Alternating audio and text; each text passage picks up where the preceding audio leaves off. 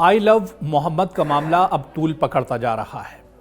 बरेली के हंगामे के बाद अब एक तरह से शिद्दत इख्तियार कर ली है।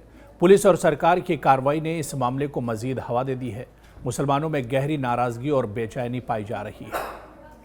कानपुर से जो मामला शुरू हुआ था, जो मामला एक तरह से रोशनी में आया था और कानपुर में जिस तरह से इस पूरे मामले को लेकर मुस्लिम नौजवानों पर कार्रवाई की गई थी, उसके बाद ये नाराज़गी एक तरह से बढ़ती गई और उसके बाद जुमे के रोज़ बरेली में जो कुछ हुआ उसके बाद ये हंगामा और ज़्यादा बढ़ा है।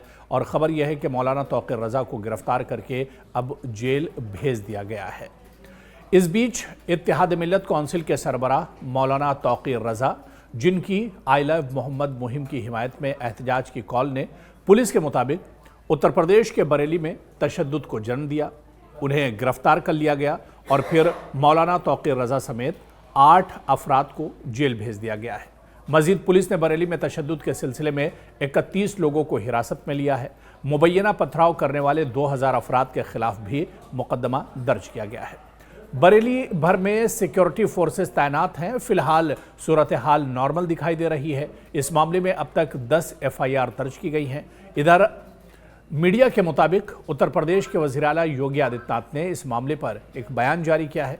उन्होंने कहा कि कल बरेली में एक मौलाना ये भूल गए कि रियासत में कौन बरसरे इक़्तिदार है और वो सोचते हैं कि वो जब चाहें निज़ाम को दरहम बरहम कर सकते हैं, लेकिन हमने वाज़े कर दिया है कि कोई नाकाबंदी या कर्फ्यू नहीं होगा।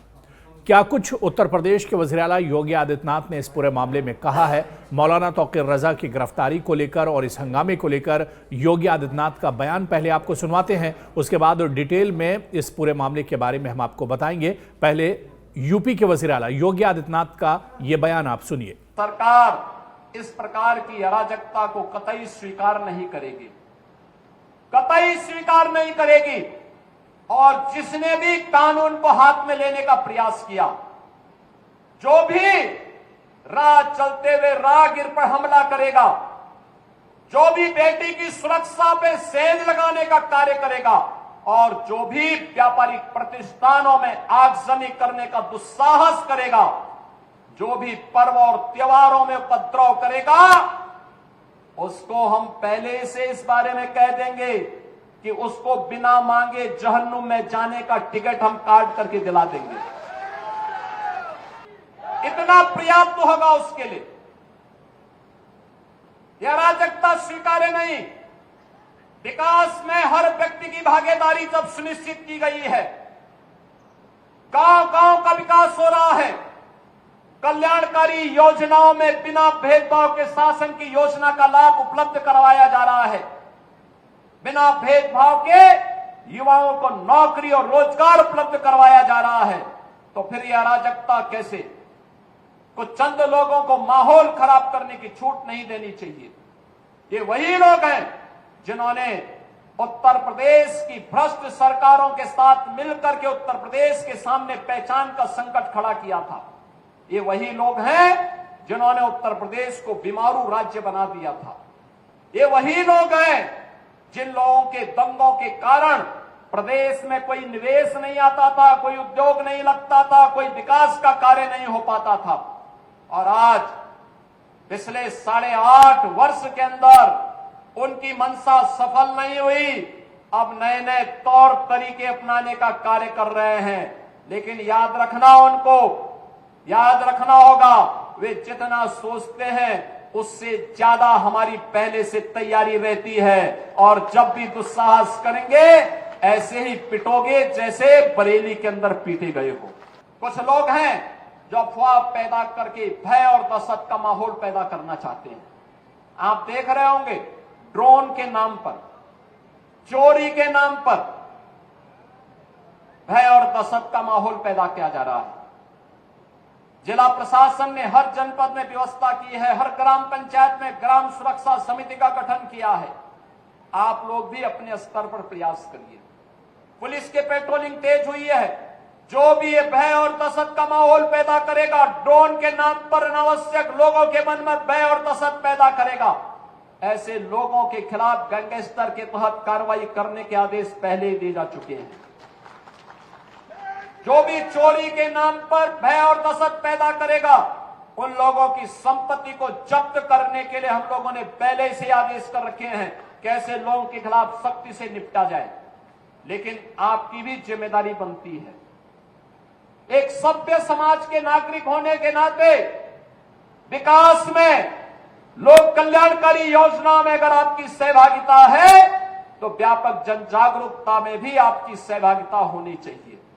और व्यापक जन जागरूकता का यह अभियान, जिस अभियान के लिए आपका आह्वान करने के लिए मैं आपके बीच आया हूं, अगर कोई आपके गांव में, आपके कस्बे में, आपके मोहल्ले में, आपके अगल बगल के क्षेत्र में भय और दहशत का माहौल पैदा कर रहा है, पहले उसको रोको।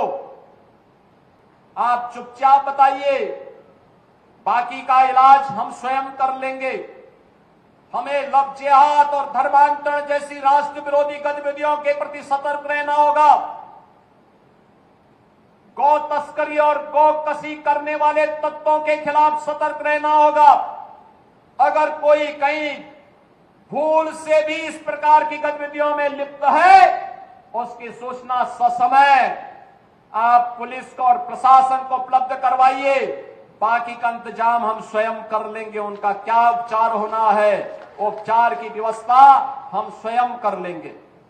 तो यूपी के वज़ीर-ए-आला योगी आदित्यनाथ का बयान आपने सुना। योगी ने कहा कि हमने जो सबक सिखाया है वो आने वाली नस्लों को फसाद से पहले दोबारा सोचने पर मजबूर कर देगा। दरअसल ये बयान यूपी के वज़ीर-ए-आला योगी आदित्यनाथ का है। जिस तरह से बरेली में आई लव मोहम्मद को लेकर एहतजाज किया जा रहा था, पुरअमन एहतजाज था, और उसमें सिक्योरिटी फोर्सेस ने बड़े पैमाने पर लाठीचार्ज किया और उसके बाद यहाँ पर जो मुजाहरा कर रहे थे मुजाहिरीन पर बड़े पैमाने पर एक तरह से तशद्दुद भी किया गया, और उसके बाद यूपी के वज़ीर-ए-आला का यह बयान आया है। तो वहीं पर बरेली में जगह जगह पुलिस तैनात है। यही वजह है कि बरेली के बाजार बंद हैं। दरगाह आला हजरत की गली में भी पुलिस की भारी नफरी देखी गई, जहां मौलाना तौक़ीर रज़ा का घर वाक़ है। हर तरफ अमन का राज है। ज़्यादातर दुकानें बंद हैं और कोई भी जुमे के तशद्दुद पर बात नहीं करना चाहता। बरेली में तशद्दुद और बदअमनी के बाद कई ताजिरों ने पुलिस सुपरिटेंडेंट से भी मुलाकात की है, और इस तरह का तशद्दुद उत्तर प्रदेश के मऊ में भी हुआ है, क्योंकि पूरे यूपी में ही इस मामले को लेकर एक तरह से मुसलमानों में नाराज़गी है, और उसके बाद पूरे यूपी में ही एक तरह से इस पूरे मामले को लेकर तनाव देखा जा रहा है। जिस तरह से 12 रबीउल अव्वल को यह पूरा मामला सामने आया था, जहां पर आई लव मोहम्मद लिखा हुआ पोस्टर लगाया गया था और उस पर एतराज़ किया गया, जिसके बाद पुलिस ने 12 मुस्लिम नौजवानों के खिलाफ यह मामला दर्ज किया था, और उसके बाद ही ये पूरा मामला रोशनी में आया, और उसके बाद ही इस पूरे मामले ने एक तरह से तूल भी पकड़ ली थी।